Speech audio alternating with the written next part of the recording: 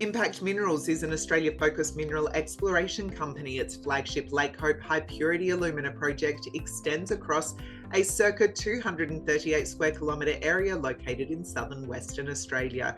The Lake Hope project encompasses several promising salt lakes that contain an extraordinary deposit of high-grade aluminium clay minerals. Impact Minerals is now positioning itself to revolutionise high-purity alumina production through cost-efficient mining in concert with an innovative acid leaching technology. Impact Minerals also has 3 other projects on its books located in WA and New South Wales. Joining me today is Impact Minerals Managing Director, Dr. Mike Jones. Mike, welcome to the Stock Network. Yeah, thanks, Lel, and this is our inaugural interview, so looking forward to it. Absolutely. I'm glad that you're here and keen to understand more about what you're doing. The mining and refining components of the development plan for Lake Hope is now taking shape. Can you outline the core elements of your mining and refining plan and also how you were able to bring them together so quickly? Yes, it's been a very busy 2 years, or just over 2 years, since we first got the Lake Hope project, which is about 500 kilometres east of here in Perth. And for those of you who don't know, it's a very unique set of lakes out in that area that have a special mineral in it that we can convert in a relatively straightforward manner into high purity alumina, which is a little known niche mineral, but a crucial part of the energy transition using a wide range of emerging high tech. So over that 2 years, we've just completed our pre-feasibility study, which shows that the project has incredibly strong economics. It's got a net present value of nearly $1.5 billion, including byproduct credits.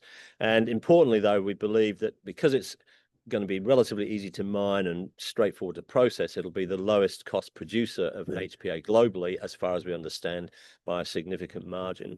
So that's been a very exciting couple of years.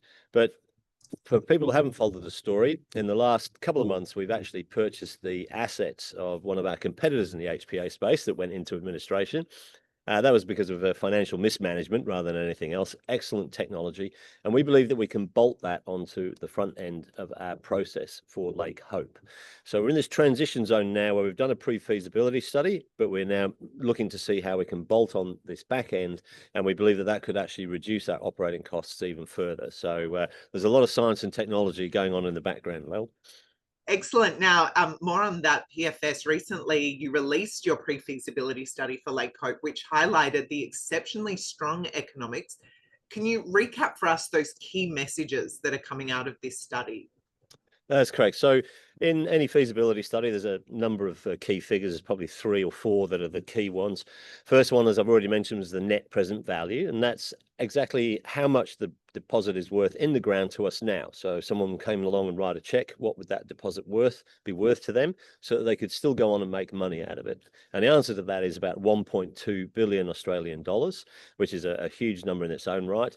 And that number didn't include byproduct credits. We still have some more test work to do to really nail down the byproduct value, but we believe it's going to add another 250 million to the NPV. The other important number there is the discount value. That's like what inflation rate, to simplify things, we've applied to that calculation, and we've used 10% per annum. And that's actually one of the more conservative discount rates that you will have seen in any PFS study in about the last 2 years. Some are even down at 5, which is a little bit dodgy in my view. So excellent NPV. The other one is the capital expenditure. We believe it's going to cost about $260 million to build that plant. And if you divide that number into the NPV, you get a ratio of about 1:4, 1:5, the capital efficiency ratio. That's an excellent number. 1:2 is a very good threshold, and we're well above that. The third one is, what's your operating costs? How much is it going to cost us to produce a ton of high purity alumina? And the answer is about $4,500 to $5,500 US dollars per ton. And that depends on the byproduct credit. But let's assume that works. Then that number is sort of 30% or more below any other producer of HPA that we know of globally. And so that's going to be a huge entry point for us into the marketplace. So those are the 3 numbers that really count. Excellent. Now on to high purity alumina, or HPA for short. It's acknowledged as a metal critical to the energy transition process, now occurring, of course, across the globe, but not all HPA is created equal, as you know. Can you really tell us what type of industrial processes is HPA used in, and also what type of HPA do you plan to create? Sure. And congratulations. I mean, one of the first interviewers that can say alumina straight off the bat. It normally takes a few interviews before they can get that right. So look, HPA is used in three main areas. The first one is LEDs, light emitting diodes. So every light globe that's going into any place in the world now is predominantly LED. They're energy efficient, and there's been a prescribed legislated move away from incandescent light globes because of the energy efficiency.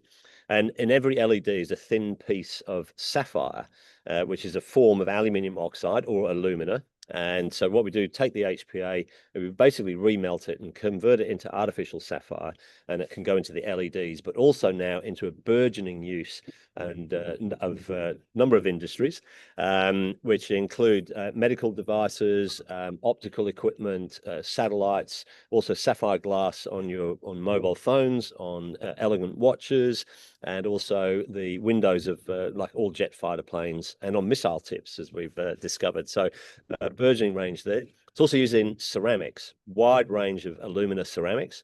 There's a vast market of what we call 3N, so it's not quite as pure as the high purity alumina.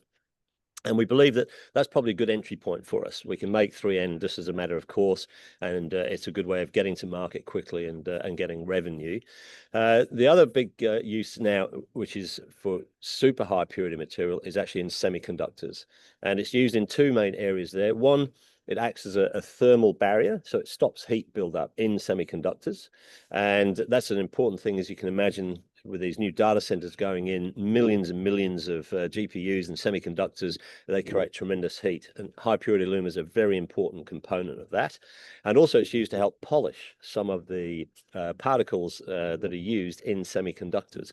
And so the alumina it's thermally inert, chemically inert, and a very one of the hardest substances known to mankind. So massive use there. And finally, which I won't dwell on, it's used in lithium ion batteries to, again, prevent heat buildup. So all in all, it's a vast market. It's growing at about 20 to 25% per annum, and there's a bit of a tightening of supply in the next couple of years. So hopefully we'll get our timing right to get some into the marketplace. Well, Mike, thank you so much for the update on Impact Minerals and all the things you're working on, certainly at the opportunity that you're pursuing. Look forward to hearing more in the coming months. That's great, Lel, and we're glad to be here again.